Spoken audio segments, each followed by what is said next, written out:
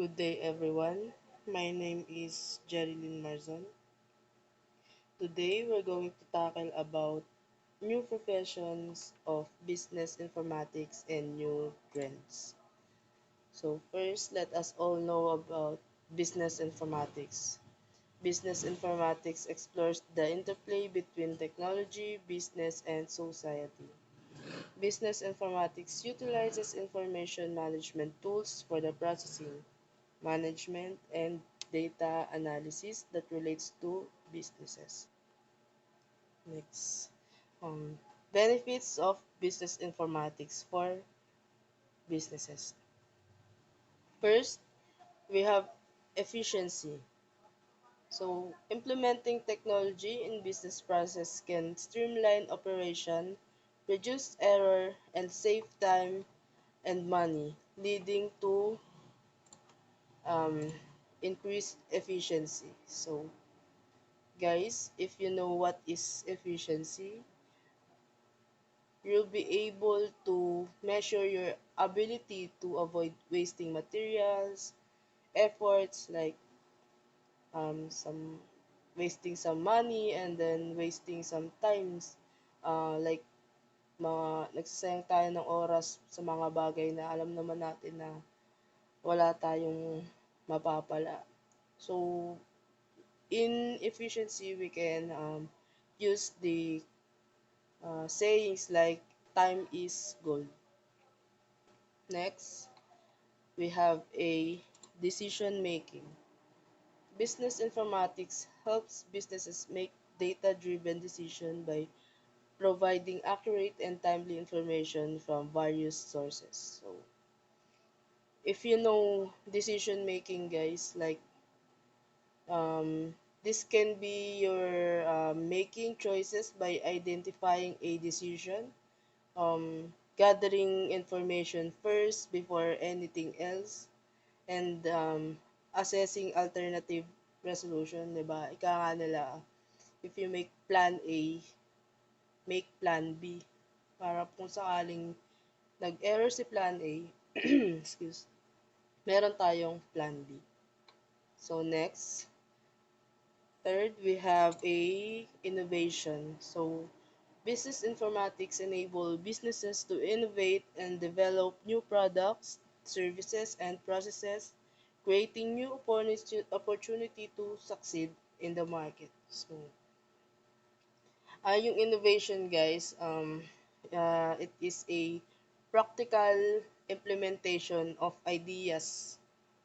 Yung like, parang uh, mag-i-introduce ka ng mga bagong products or mga bagong services para mas ma-improve yung pag-o-offer natin. Bawa, mag-offer tayo ng mga services like ano ba, sa mga example tayo ng mga ano, yung sa about sa invitation card, you need to improve it like making 3D invitational card, and then pag inalok natin sa market yun, syempre mas maano sila, ma-eengganyo sila na mag-inquire kasi nga mas in-improve natin yung ah, product natin. Next is customer relationships. Business informatics help businesses gain insights into customer behavior and preferences, allowing businesses to tailor their products and services to better meet customer needs. So, having a customer relationships, it can be a key to the long-term success of a business. So, having a strong connection, guys, based on trust and communication, it can help customer feel more secure and connected with your product or with your brand.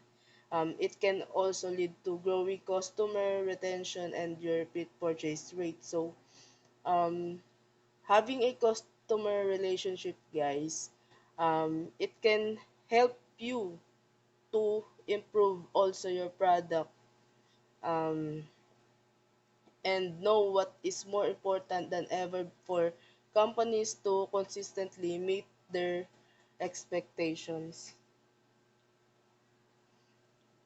So, next, cost effective.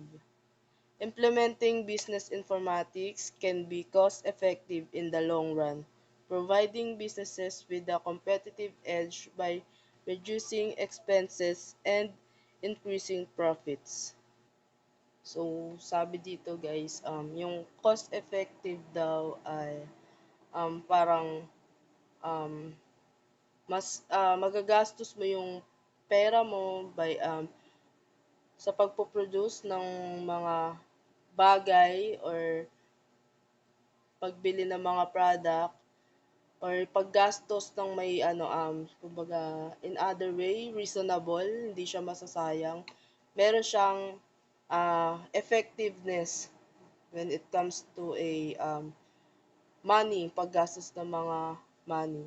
So, it involves optimizing the use of resources to achieve desired results while considering cost and benefits. Yun. Also, guys, cost-effective solution produces the greatest benefit at the lowest cost, resulting in an optimized cost-benefit ratio. Yan. Cost-effective can also benefit individuals or consumers who want to save money while maintaining quality or a function. Yun. And in conclusion, business informatics plays a vital role in modern business operations, offering various business benefits essential for success. Yun, yun yung mga benefits ng business informatics. So, when it comes to business, you need to learn all the effective benefits regarding with a business informatics. New professions of business informatics. Dito guys, papasok na tayo um, sa topic natin. So, first, data scientist. A data scientist is a professional who has deep knowledge in mathematics, statistics, and computer science and utilizes these skills to analyze and interpret complex data. Yun, si data scientist, isa sa mga new professionals ng business informatics. Yan, dito, yung data scientist, sila daw po yung may mga knowledge bit about sa mga numbers, yun, about sa computer science. Next, business analyst. A business analyst is a professional who analyzes data, processes, and business models to identify opportunities for improvement and optimize business performance. Yung business analyst guys, sila daw yung uh, nag-a-analyze kung paano ba yung pagpapatakbo ng ating negosyo or kung ano pa yung mas mga pwedeng i-improve. Yan, isa din po sila sa new professions ng business informatics. Next, cloud architect. A cloud architect is a professional who design and maintain cloud computing infrastructure for businesses. So, first, ano nga ba yung cloud computing, guys? Yung marami kasi yung um, example ng cloud computing, pero eto po talaga yung use niya. It has a servers, can be your storage and can put databases, software, and services gamit po yung internet natin. Sample po ng mga cloud computing like yung Google Drive, yun, yung mga iCloud, ganun po. Importante din yan sa business when it comes to, we're talking about business informatics. Yan, isa din po siya sa mga professions ng business informatics. Next, artificial intelligence or AI specialist. An AI specialist is a professional who develops and deploys machine learning algorithm and AI models to solve business problem. Yun, like, para yung AI, alam naman natin kung saan to ginagamit, no guys? Mm, yung AI po is a machine. Para siyang, isa siyang robot na nakaprogram na, and then kung halimbawa nakaprogram siya para ano ba mag-mix, yun lang po yung gagawin niya.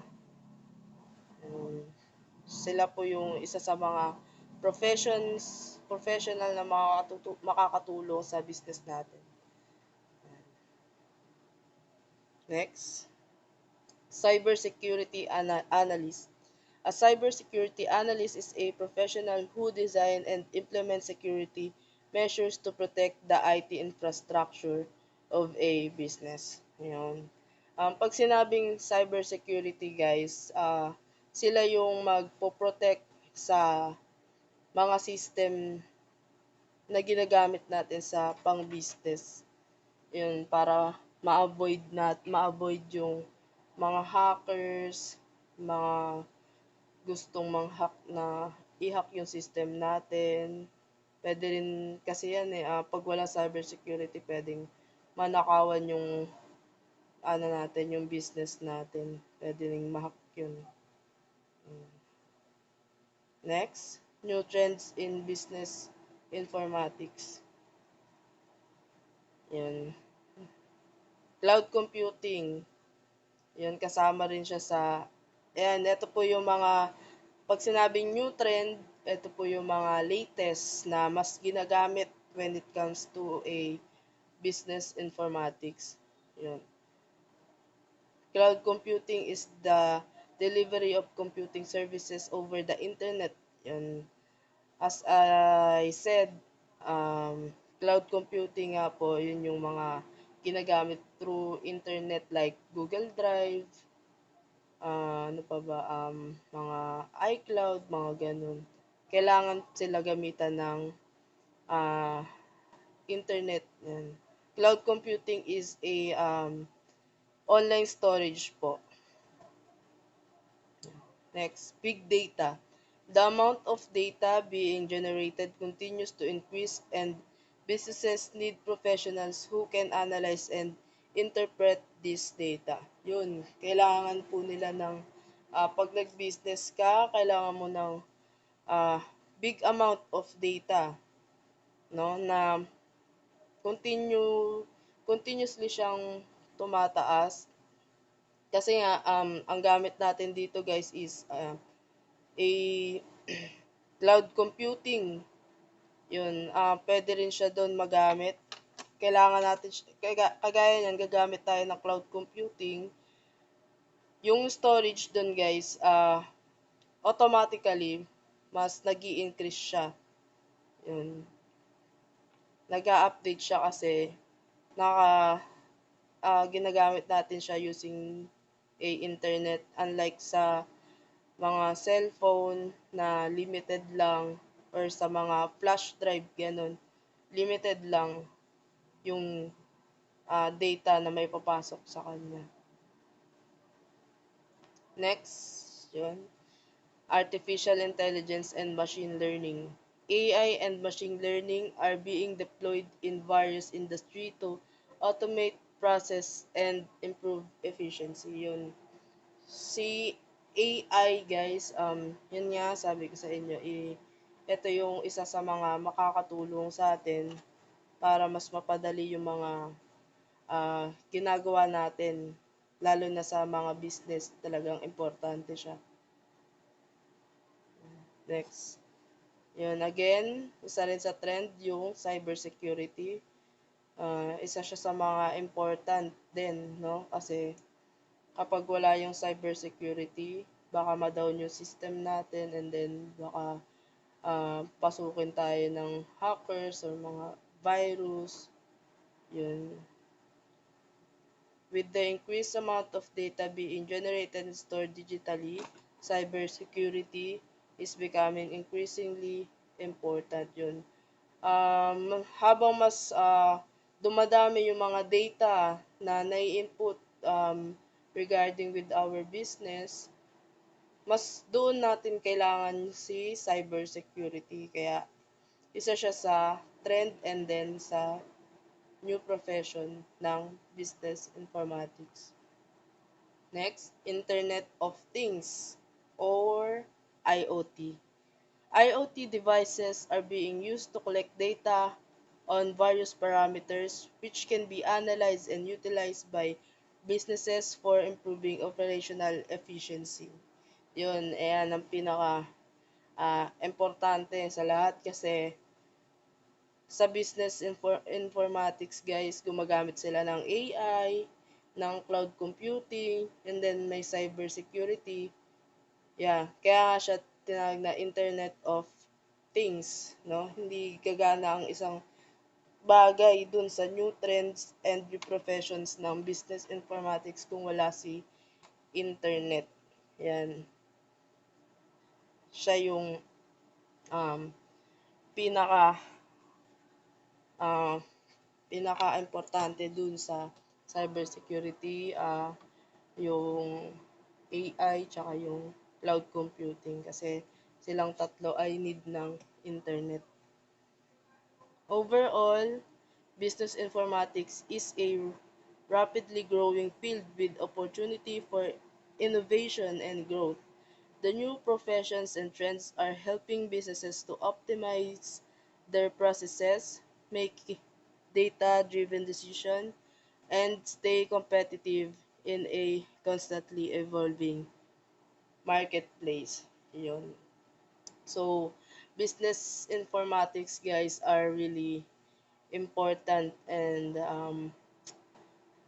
new trends and new professions about business informatics can help us when the time has come that we decide to make some business.